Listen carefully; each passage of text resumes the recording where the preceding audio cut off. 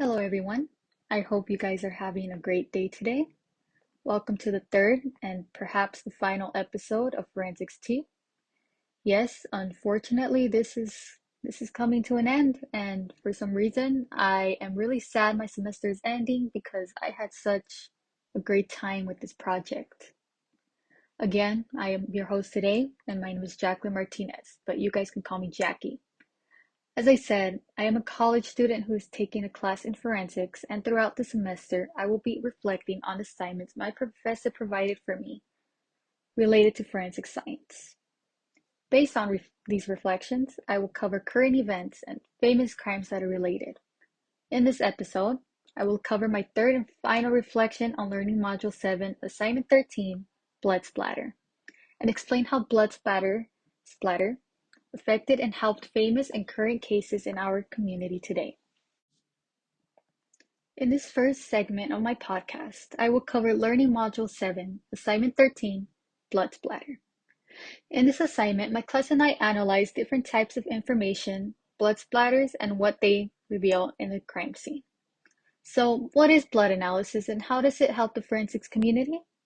Based on the intelligent words of Google and myself, bloodstain patterns can reveal where the blood came from and how the crime happened. It can reveal what weapon or what position the individual was before, during, and after the crime. It can also tell us the direction the blood traveled and the impact of the crime.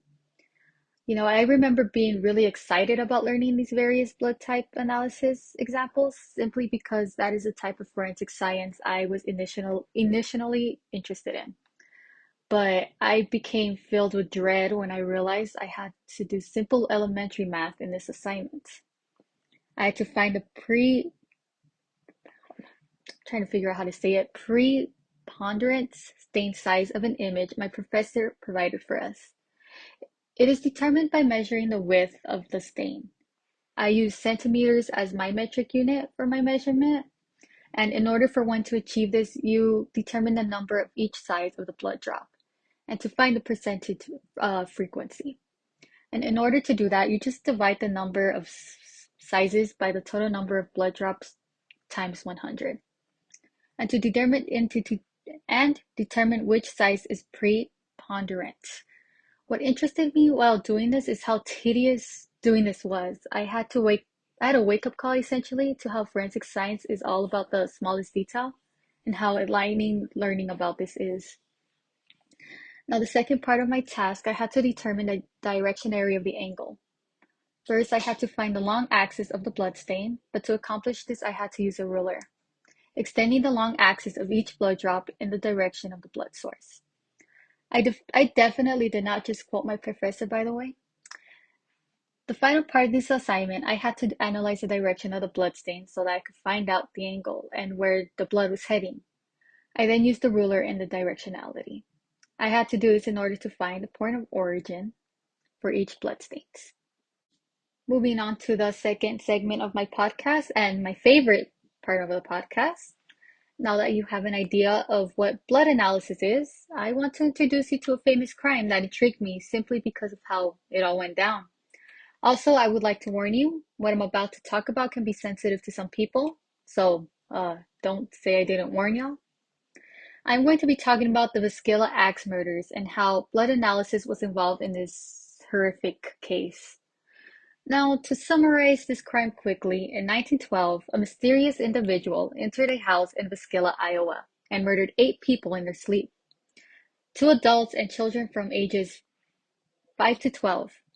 To make this case sound more horrible than it already is, the family of 6 was walking from church and decided to let 2 children sleep at their house to be safe.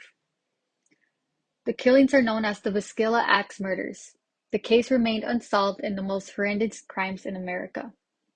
I didn't mention that the mysterious killer used an axe to murder all the victims involved. The killer used an axe the family had in their backyard, entered their house, and bludgeoned them to death. Based on blood analysis here, there was blood everywhere. I mean, based on how the victims were left, based on the blood, detectives and even just regular civilians said that the blood was in a frantic state when committing these crimes. You can tell that he was just winging the acts like a madman. Come to think about it, it was so frantic because there was no precise directionality of the blood splatters found on the walls, roofs, beds, etc. Based on the blood evidence from the mother and the father, especially, it was said that they were left mutilated. I mean, they were unrecognizable when they found them. So that further proves the claim that the killer seemed to be in a crazy state of mind.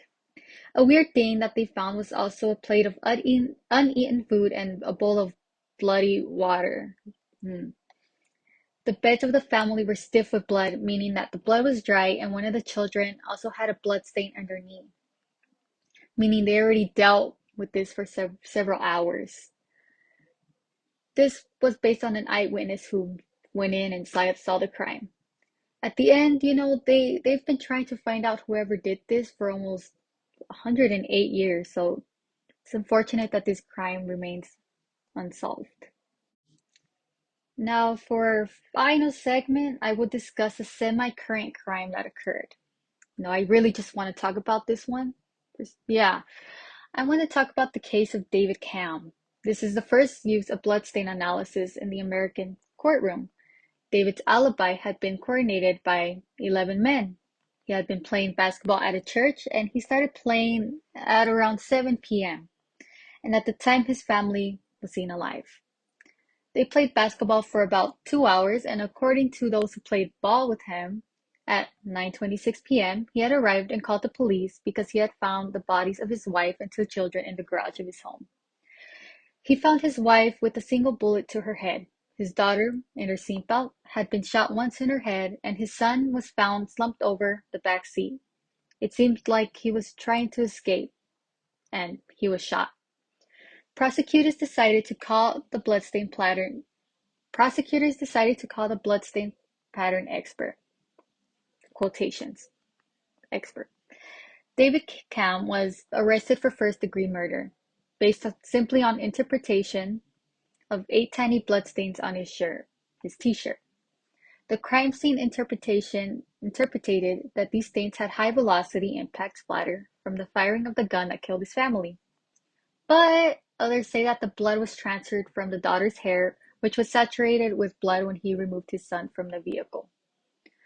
There was also a clear watery substance added to the larger volume of blood that flowed downward to the edge of the garage, away from the wife's head, which at least gave us a timeline when the crime happened, which was actually around 7:30 p.m. And at the time, David was playing basketball.